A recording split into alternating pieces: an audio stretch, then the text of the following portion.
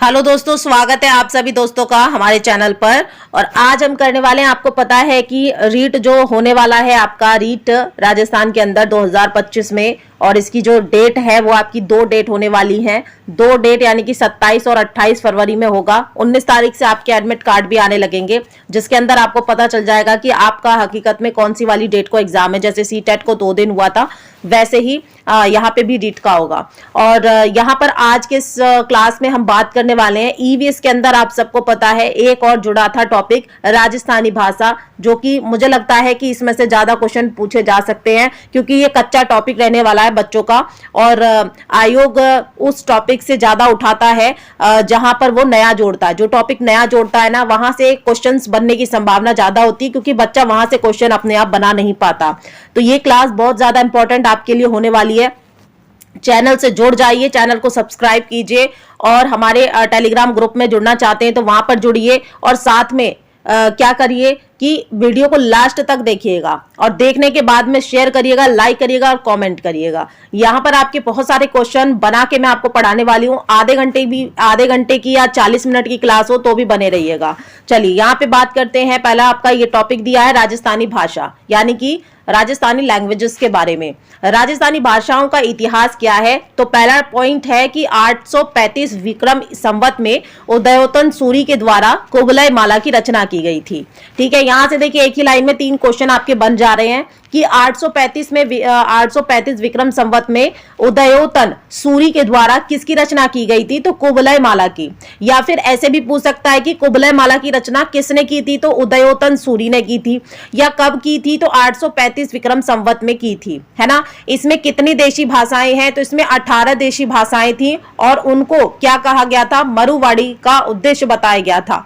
अब यहाँ पे बोल सकता है आपसे कि मरुवाड़ी का निम्नलिखित में से अर्थ क्या होता है? तो मरुवाड़ी का अर्थ होता है दोस्तों, मरु यानी कि राजस्थान की भाषा, है ना। वाणी मतलब बोली, मरु माने रेगिस्तान की बोली। ठीक है, चलिए अगला देखिए। अगला जो पॉइंट बनेगा, अबुल फजल के आईने अकबरी में कौन सी भाषा का उल्लेख मिलता है? तो मारवाड़ी भाषा का उल्लेख मिलता है।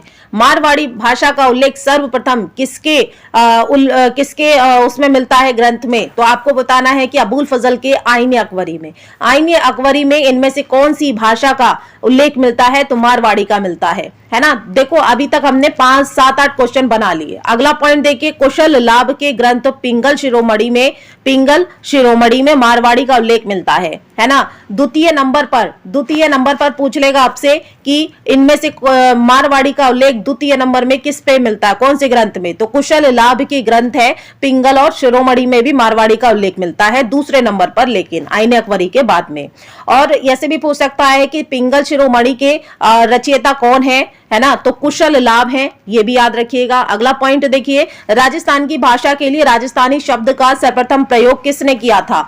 तो ये जॉर्ज अब्राहम गियर्सन ने किया था। और कब किया? दूसरा क्वेश्चन 1912 में। कौन से ग्रंथ में किया? तो अपने लिंग्विस्टिक सर्वे ऑफ इंडिया में किया था। तो यहां से भी आपके देखिए 4 शब्द बन गए, है ना। 4 क्वेश्चन बन गए कि राजस्थानी भाषा के लिए राजस्थानी शब्द सबसे पहले किसने प्रयोग किया? तो जॉर्ज अब्राहम गियर्सन ने। कब किया? 1912 में किया। किस ग्रंथ में किया? लिंग्विस्टिक सर्वे ऑफ इंडिया में। लिंग्विस्टिक सर्वे ऑफ इंडिया किसका ग्रंथ है? तो जॉर्ज अब्राहम गियर्सन का ग्रंथ है। और साथ में यह भी पूछ सकता है कि इनमें से कौन से शब्द का प्रयोग जॉर्ज अब्राहम गियर्सन ने सबसे पहले अपनी पुस्तक लिंग्विस्टिक सर्वे ऑफ इंडिया में किया? तो बताएंगे राजस्थानी शब्द का। चलिए आगे बढ़िए। यहां तक अगर क्लियर हो गया है तो कमेंट में लिखते जाइएगा कि हाँ मैडम समझ में आ रहा है।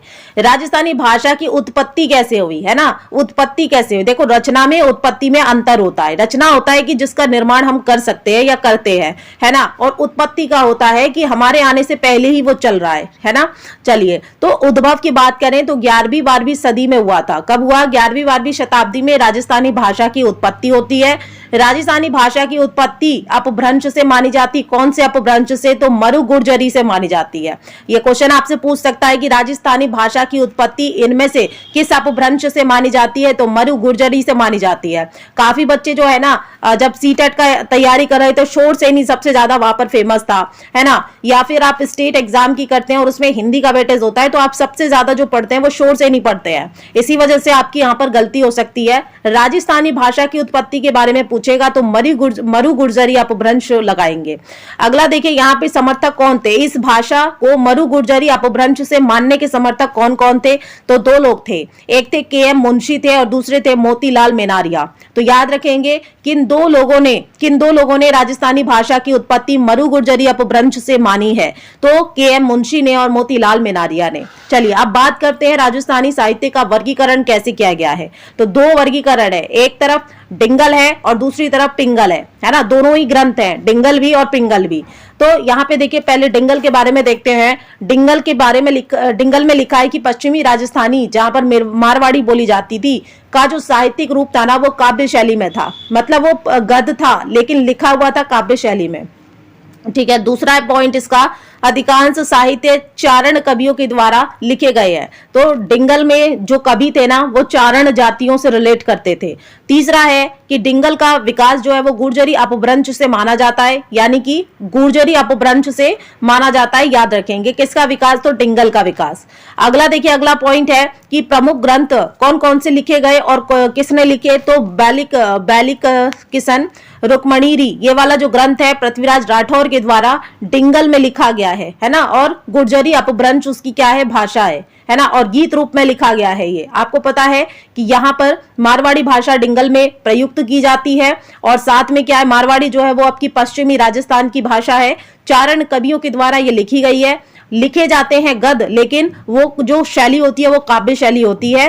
गीत लिखे जाते हैं, गुर्जरी अपभ्रंश इनका क्या है, डिंगल का विकास करते हैं। और क्या है, इस अगला पॉइंट क्या पढ़ा हमने कि प्रमुख ग्रंथ लिखा गया बालिकिसन रुक्मणीरी, जो कि किसके इसके जो राइटर है, इसको लिखने वाले जो व्यक्ति हैं वो है आपके पृथ्वीराज राठौर। चलिए अब बात करते हैं पिंगल की। ठीक है, पिंगल से आप ऐसा ना हो कि केरल वेलर साइड में पहुंच जाए, है ना, तो पिंगल काफी बच्चे वहां पे पहुंच जाते हैं कि पिंगल तो आपका वहां का हुआ, नहीं, ये राजस्थान का है। ठीक है, चलिए पहला टॉपिक इसके अंदर, पहला पॉइंट है कि ब्रजभाषा और पूर्वी का साहित्यिक रूप जो है वो काव्य शैली में है। तो पिंगल में आपकी क्या है, पिंगल में आपकी ब्रजभाषा और पूर्वी का साहित्यिक रूप है जो कि काव्य शैली में ही है। तो यहाँ पर बेसिकली पिंगल में ब्रजभाषा है। उसके बाद दूसरा पॉइंट है कि अधिकांश साहित्य भाट जाति के कवियों के द्वारा लिखे गए हैं, है ना, पिंगल को लिखा है भाट जाति के कवियों ने। तीसरा है पिंगल का विकास आपका शोर श्रेणी अपभ्रंश से हुआ है। ठीक है, जो यूपी में भी मानी जाती है, हिंदी का विकास भी माना जाता है, तो पिंगल का जो विकास है ना वो शोर श्रेणी अपभ्रंश से माना जाता है। पिंगल साहित्य जो है उसमें छंदों और पदों के रूप में उसे लिखा गया, छंद और पदों के रूप में लिखा गया है। ठीक है, याद रखेंगे, जबकि डिंगल जो है वो गीत के रूप में लिखा गया है।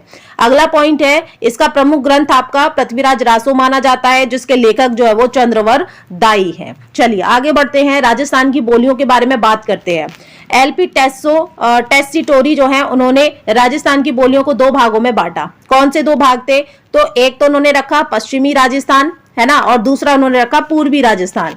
ठीक है, पूर्वी राजस्थान। पश्चिमी राजस्थान में उन्होंने कहा कि 3 भाषाएं चलती थी, यानी 6 ही भाषा को इन्होंने महत्व दिया था दो भागों में अपने। एक तो मारवाड़ी, मेवाड़ी और शेखावाटी। ये आपकी क्या है, ममश ये कहां पर चलती है आपकी, तो पश्चिमी राजस्थान में। ठीक है, पूर्वी राजस्थान में इन्होंने कहा 3 भाषाएं हैं, डोडारी, हाड़ौती और मेवाती। ठीक है, डोडारी, हाड़ौती और मेवाती, ये आपकी 3 भाषाएं यहां पर है और 3 भाषाएं इन्होंने यहां पर रखी है। अगला आगे बढ़ते हैं, अगला कहते हैं जॉर्ज अब्राहम गियर्सन। इन्होंने कितने भागों में बांटा है, तो 5 भागों में बांटा।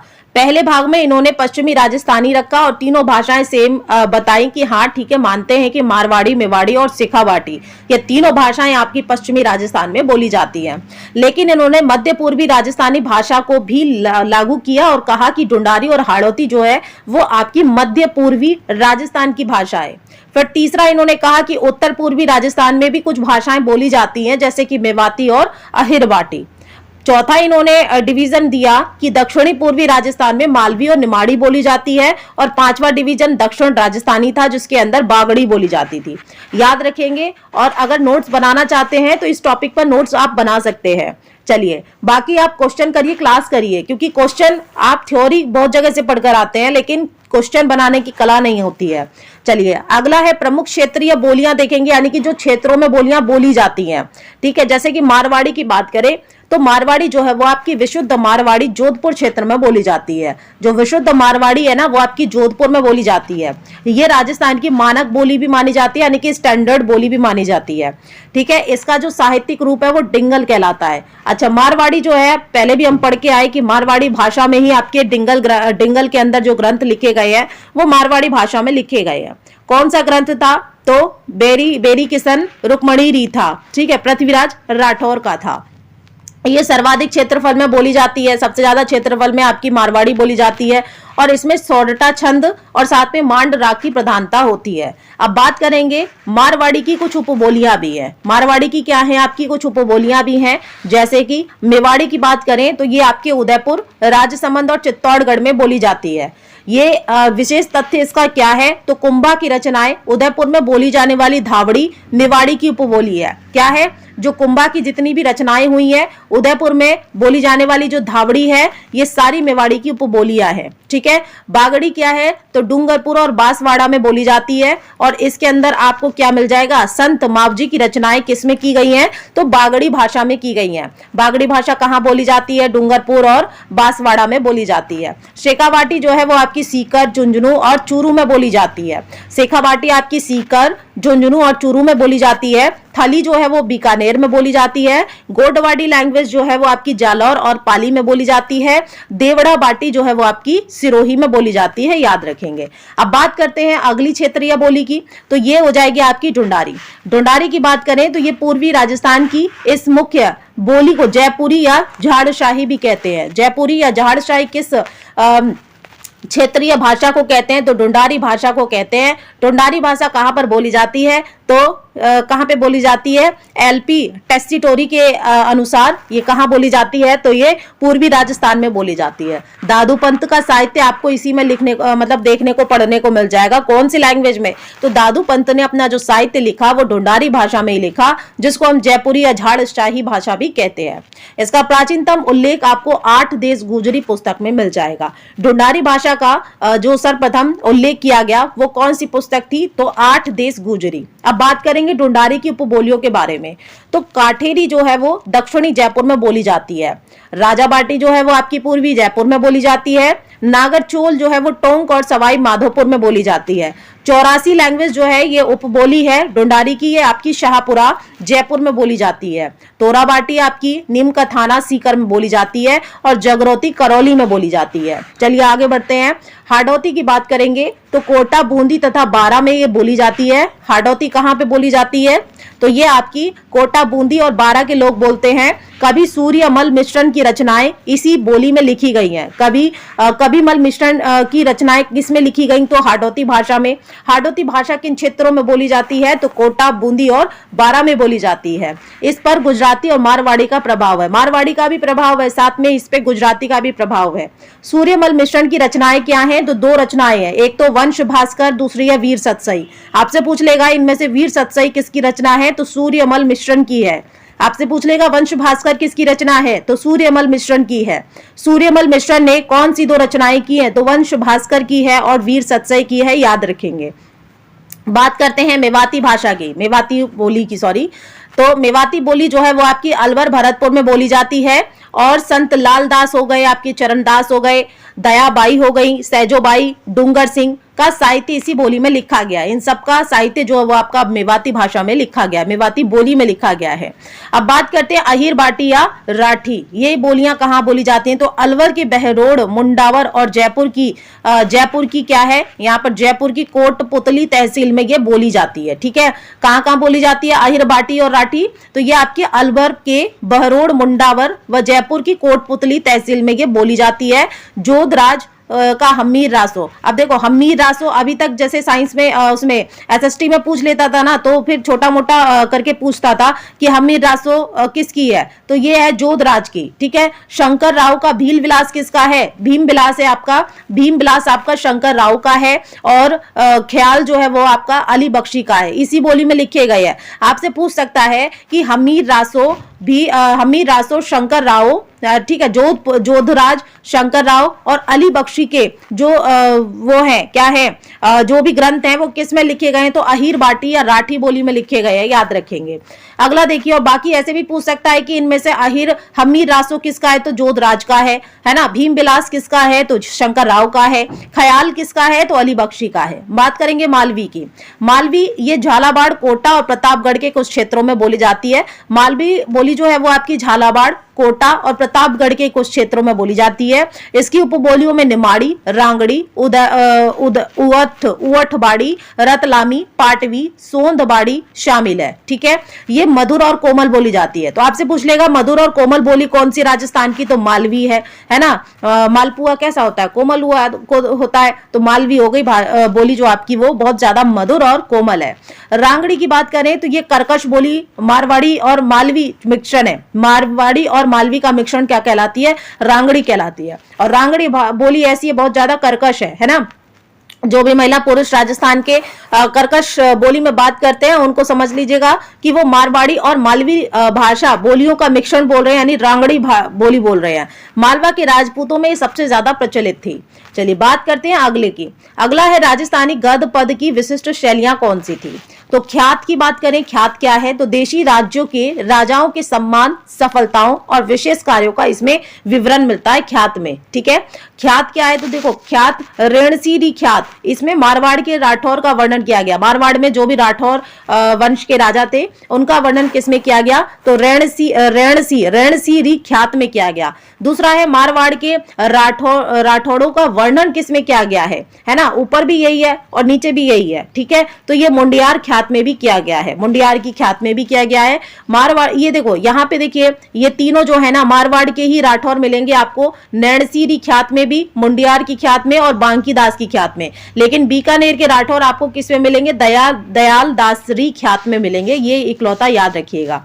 ठीक है, वचनिका क्या है, तो काव्य विधा के रूप में प्रचलित साहित्य है। क्या है, वचनिका क्या है, काव्य विधा के रूप में साहित्य में प्रचलित हुआ है ये। और अचल दास खींचीरी वचनिका ये क्या है, शिवदास गाड़न ने लिखी है। किसने लिखी, शिवदास गाड़न ने क्या लिखी है, तो अचल दास खींचीरी वचनिका।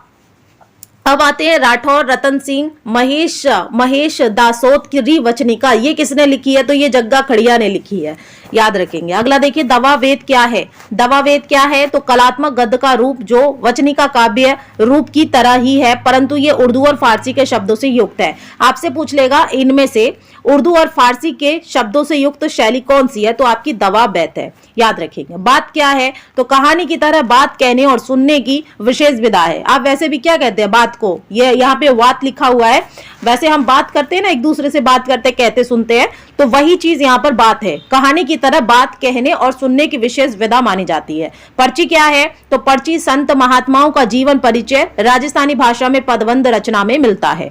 प्रकाश क्या है, यहाँ पे देखिए जो श होता है ना, प्रकाश में स होता है, कभी भी ये शुद्ध वर्ड नहीं माना जाता है ना, लेकिन राजस्थान में ये शुद्ध माना जाएगा। किसी वंश अथवा व्यक्ति विशेष की उपलब्धियों व घटना विशेष पर प्रकाश डालने वाली कृतियां होती हैं, प्रकाश होती हैं। ठीक है, यहाँ पे गलत लिखा हुआ है, स का जो उच्चारण है ये वाला नहीं आएगा यहाँ पर, याद रखिएगा। चलिए आगे बढ़ते हैं। अगला कह रहा है रासो लेखक और मिथ्य विशेष तथ्य क्या है, तो सगत रासो जो है उसके लेखक गिरधर आसियां हैं और डिंगल भाषा के इस ग्रंथ में महाराणा प्रताप के भाई शक्ति सिंह का वर्णन मिलता है। तो महाराणा प्रताप के भाई शक्ति सिंह का वर्णन किस ग्रंथ में मिलता है, तो सगत रासो में मिलता है। सगत रासो के लेखक कौन है, तो गिरधर आसिया हैं। और गिरधर आसिया ने सगत रासो को किस भाषा में लिखा, तो डिंगल भाषा में लिखा है। ठीक है, अब आता है अगला हमीर रासो। हमीर रासो किसकी है, तो जोधराज की है। रणथंभौर के शासक हमीर और अलाउद्दीन खिलजी के मध्य युद्ध का वर्णन इसमें मिलता है। तो रणथंभौर के शासक हमीर और अलाउद्दीन खिलजी के मध्य युद्ध का वर्णन किसमें मिलता है, तो हमीर रासो में मिलता है। हमीर रासो के लेखक कौन है, तो जोधराज है। अगला देखिए वीसल देव रासो। वीसल देव रासो लिखी है नरपति नाहल्ल ने। अजमेर के चौहान शासक वीसल देव और राजमती की प्रेम गाथा का वर्णन किया है। तो राजमती और साथ में वीसल देव, जो कि अजमेर के चौहान शासक थे वीसल देव, और राजमती की जो प्रेम कहानी है उस पर किस लेखक ने अपनी क्या कही है ग्रंथ लिखा है, तो वीसलदेव रासो लिखा गया है। किसने, तो नरपति नाल ने लिखा है, याद रखेंगे। छत्रपति रासो की बात करें, ये कवि काशी छगाड़ी ने लिखा है और बीकानेर के शासक कर्ण सिंह व नागौर के शासक अमर सिंह के मध्य हुए मतीरे के राड़ का वर्णन इसमें किया गया है। तो मतीरे के राड़ का वर्णन किस ग्रंथ में किया गया, तो छत्रपति रासो में किया गया। छत्रपति रासो के लेखक कौन है, कवि काशी छगाड़ी है ना। और इन जो मतीरे के राड़ में जो वर्णन किया गया है वो कौन लोग थे, तो बीकानेर के शासक कर्ण सिंह और नागौर के शासक अमर सिंह के मध्य में जो लड़ाई हुई, मतीरे की राड़ हुई थी, राड़ मानी लड़ाई होता है, तो उसका वर्णन मिलता है। अगला देखिए प्रताप रासो। प्रताप रासो किसने लिखा है, तो जाचक जीवन ने लिखा है। और इसके अंदर क्या मिलता है, तो अलवर के प्रताप सिंह के जीवन का विवरण मिलता है। अलवर के प्रताप सिंह के जीवन का वर्णन किस ग्रंथ में मिलता है, तो प्रताप रासो में मिलता है ना। और इसे किसने लिखा, तो जाचक जीवन ने लिखा है। यहां पर देखिए बोली में जीवन बोला जाएगा, लेकिन ये जीवन है, ठीक है, याद रखेंगे, ये जीवन है, बोली में जीवन बोला जा रहा है, ठीक है। चलिए अगला देखिए क्यामखा रासो किसने लिखा, तो कवि जान ने लिखा। क्यामखा रासो जो है वो आपका कवि जान ने लिखा है।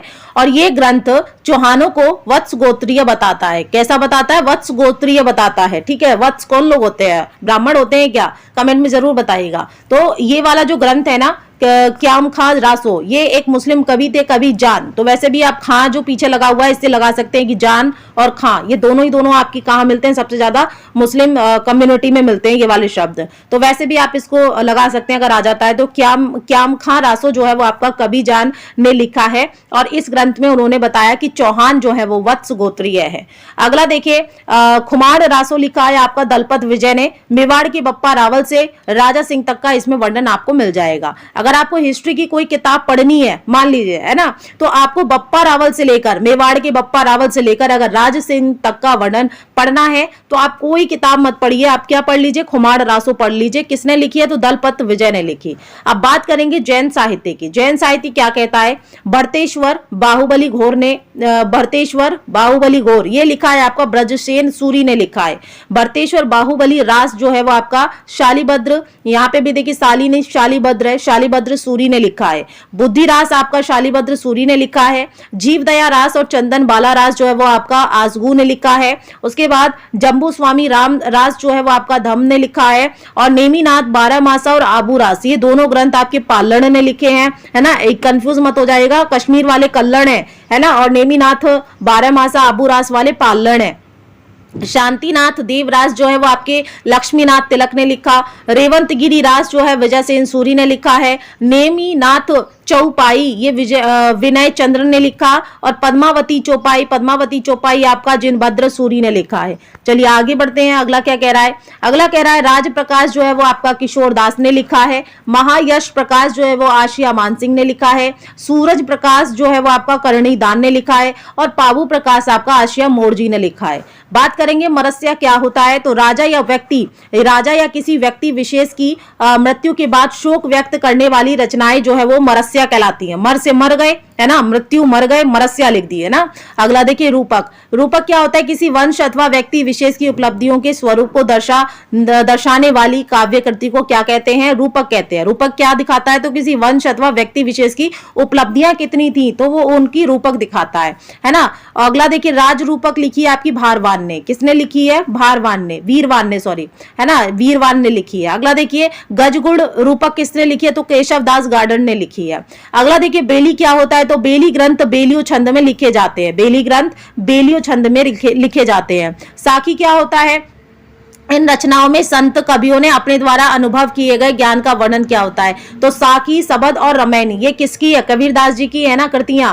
तो साखी में क्या लिखा जाता है, साखी ग्रंथों में जो संत कवि होते हैं ना वो अपने अनुभव से जो ज्ञान उन्होंने प्राप्त किया है उसको साखी में इंक्लूड करते हैं, ठीक है। चलिए विगत क्या होता है, तो इसमें इतिहास की दृष्टि से शासक, उसके परिवार, राज्य के क्षेत्र, प्रमुख व्यक्ति अथवा उनके राजनीतिक सामाजिक व्यक्तित्व का वर्णन किया जाता है। तो इतिहास के दृष्टिकोण से शासक और उसके परिवार या राज्य के जो भी प्रमुख व्यक्ति थे उनके राजनीतिक सामाजिक व्यक्तित्व का वर्णन किसमें मिलता है, तो विगत में मिलता है। अब बात आती है मारवाड़ रा परगना री विगत, ये किसने लिखी है, मूणोत नैणसी ने लिखी है, ठीक है। मारवाड़ रा परगना री विगत।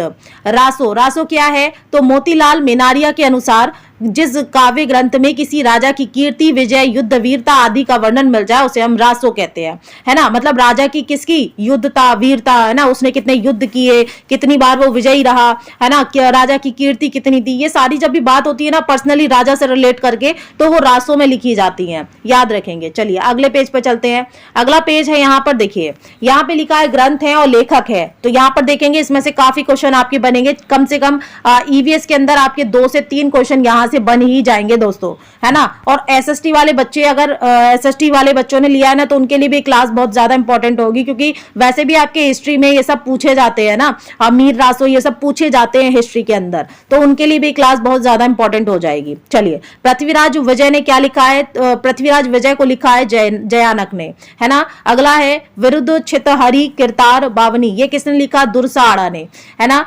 गजगुर रूपक लिखा है केशव दास गार्डन ने। वन्य रासो लिखा है महेश दास राव ने।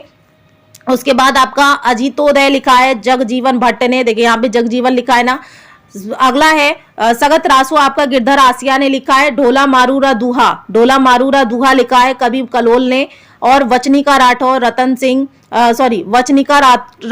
रतन सिंह महेश दासोतरी, ये लिखा आपका जग्गा खिड़िया ने। अगला है हमीर महाकाव्य है, नयन चंद्र पुरी ने लिखा है ना। अगला देखिए यहाँ पर रणमल छंद लिखा है श्री व्यास ने। और उसके बाद में रतन रासो जयचंद रासो, ये लिखा है आपका कुंभकर्ण संधू ने। हमीर राठ हट लिखा है आपका चंद्रशेखर ने। प्रबंध चिंतामणि लिखा है आचार्य मेरुतंग ने। रुक्मणी हरण और नाग दमन, ये लिखा है सायाजी झूला ने। उसके बाद हमीर रायण लिखा है भांडव व्यास ने लिखा है। उसके बाद गुड़ जोधायण राव ऋण मलरो रूपक, ये गांडड़ पसाइत ने लिखा है। कथा हरिगुण और कथा गजमोक और राम रासो, ठीक है। यहाँ पे हरि गुण मतलब इसके अंदर हरि के गुण, गज मतलब गणेश जी के गुण, और राम रासो मतलब राम जी के गुण। ये सूरजन दास पुनिया ने लिखा है। राव जैतसी रो छंद, ये बीटू सुजा ने लिखा है। उमादे भटियाणी रा कबित बाघाजी रा दुहा, ये लिखा है आपका बारहट आशा ने। गुड़ गोविंद कल्याण दास ने लिखा है। रुक्मणी मंगल पदम भगत ने लिखा है। हरिहर छोटा हरिरस बाल लीला गुड़ भागवत हंस गरुण पुराण गुण आगम निंदा स्तुति देवीयाड़ हाला झालारी कुंडलिया, ये सब आपके बारहट ईसरदास ने लिखे हैं। पाबू जी रा छंद गोगा जी रा रसाबला करणी जी रा छंद चांदा जी री बैल, ये किसने लिखा है? बीटू मेहा ने लिखा। अब देखेंगे संत साहित्य। बनानाथ ने क्या लिखा है? अनुभव प्रकाश और परवाना। मीराबाई ने लिखा है गीत गोविंदरी टीका।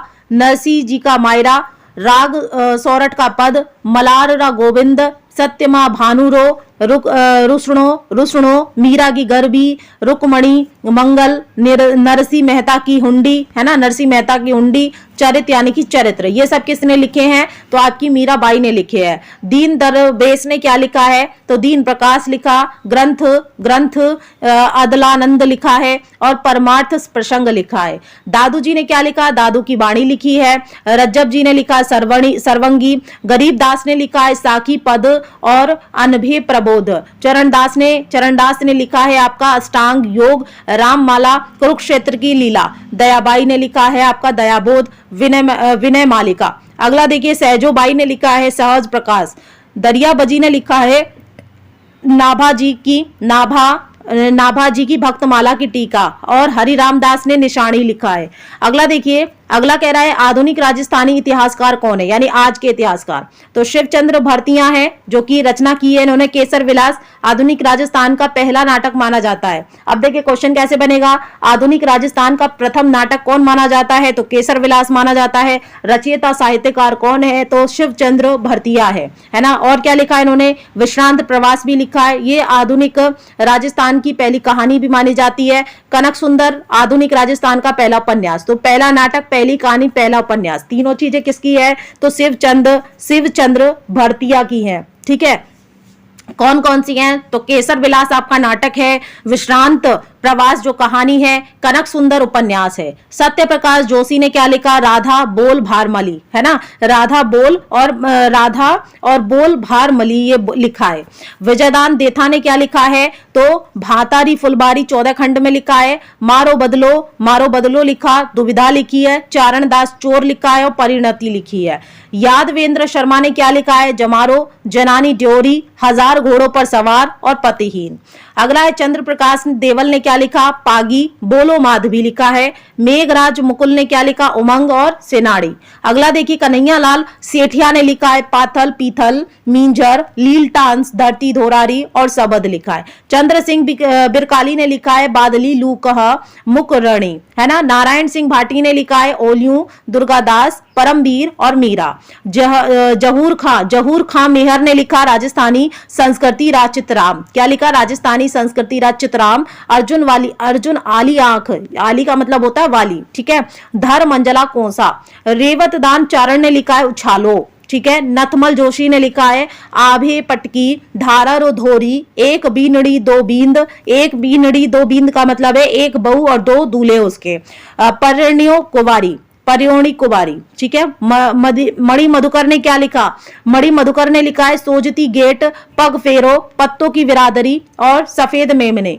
पारस अरोड़ा ने क्या लिखा है, जुड़ाओ। राम स्वरूप ने लिखा है, बारीक बात। 2019 का ये केंद्रीय साहित्य अकादमी पुरस्कार भी इसने जीता था, किसने, बारीक बात ने, ठीक है। बबर सिंह सामोर ने लिखा है, संस्कृति री सतानतन, ठीक है, सतानतन ढीड। 2020 का केंद्रीय साहित्य अकादमी पुरस्कार इसी को मिला, है ना। मीठेश निर्मोही ने लिखा है, मोगती। 2021 का केंद्रीय साहित्य अकादमी पुरस्कार इनको मिल गया। फिर कमला रंगा ने लिखा है, आलेख अंबा, और 2022 का केंद्रीय साहित्य अकादमी पुरस्कार ले गए। उसके बाद बाबूजी चतुर सिंह ने लिखा, अलख पचीसी, अनुभव प्रकाश, चतुर प्रकाश। उसके बाद विश्वेश्वर नाथ रेऊ ने लिखा है, राजा भोज, राष्ट्रकूटों का इतिहास, मारवाड़ राज्य का इतिहास। उसके बाद रांगिया राघव ने लिखा है, मुर्दों का टीला, मिट्टी का कलंक और बंदूक और बीन, आखिरी आवाज। शंकरदान सामोर ने लिखा है, सगती सुजग, भागीरथी महिमा, देश दर्पण, साकेत सतर्क। रामनाथ कबिया ने लिखा है दोस्तों, पाबूजी रा सोरठा, द्रौपदी विनय, करुण बहतरी, ठीक है। कबिया चिमनजी ने लिखा है, सोढ़ायण। उमरदान लालस ने लिखा है, दारू रा दोष, विमिचार की बुराई, अमल रा ओगण, तंबाकू की ताड़ना और अबार को हाल, उमर काव्य। डॉक्टर मनोहर शर्मा ने लिखा है, गोपी गीत, अमरफल, दोरा रो संगति, फूल पाखंडी। रघुराज सिंह हाड़ा ने लिखा है, गुगरा अड़बाच्या आखर हरदोल, ठीक है। कल्याण सिंह राजावत ने लिखा है, आ जमीन आपनी कुण कुण ने समझावा, है ना, रूप तिजोरी बेलड़ी। गणेश जी लाल व्यास उस्ताद ने लिखा है, कविता लिखी है, जागरण बंका सिपाही, माथा देना पड़सी, मुल्क ने मोटियारा, परण्या डरे मती, ठीक है। रेवत दान ने लिखा है आपका चारण, मतलब रेवत दान चारण ने लिखा है, चारण एक जाति है राजस्थान के अंदर। चेत मानखा, इंकलाबरी आंधी और माटी थने बोलुणो पड़सी। और गजानन वर्मा ने लिखा है, धरती री धुन, यानी धरती की धुन, सोनो निपजे रेत में, सोनो निपजे रेत में, यानी कि निपजे का मतलब होता है उपजे, ठीक है।